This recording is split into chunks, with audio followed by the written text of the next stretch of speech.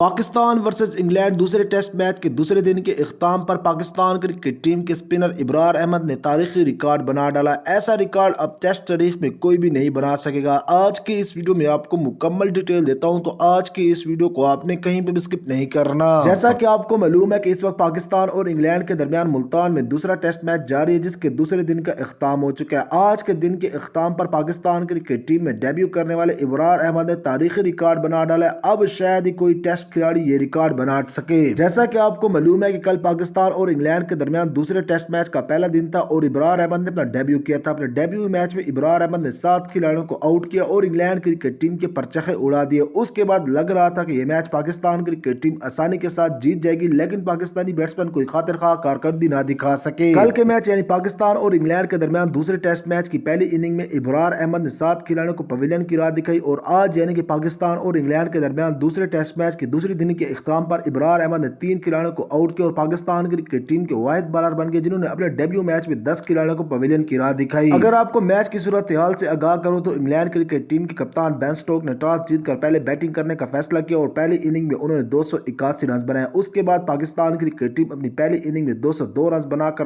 All out ہو گئی۔ اس کے بعد انگلینڈ کرکٹ ٹیم کے اس وقت پاکستان اور انگلینڈ کے درمیان دوسرے ٹیسٹ میچ کے دوسرے دن کے اختتام پر 202 رنز ہیں اور انگلینڈ کرکٹ ٹیم کے 5 کھلاڑی آؤٹ ہو چکے ہیں۔ اب یہاں پر میرا آپ سب سے ایک چھوٹا سوال ہے، لیکن اس سے پہلے اگر آپ پاکستان کرکٹ ٹیم سے جڑی ہر خبر سے باخبر رہنا چاہتے ہیں تو آپ نے اس ویڈیو کو لائک کرنا ہے، چینل کو سبسکرائب کرنے کے ساتھ ساتھ بیل کے آئیکن پر کلک کر دینا ہے۔ اس کے ساتھ ساتھ آپ نے سوال کا یہ جواب دینا ہے کہ پاکستان اور انگلینڈ کے درمیان دوسرا ٹیسٹ میچ کون سی ٹیم جیتے گی۔ آپ نے اس ٹیم کا نام ہمیں کمنٹ بار میں ضرور بتانا ہے، میں آپ سب کے کمنٹ کا انتظار کروں گا۔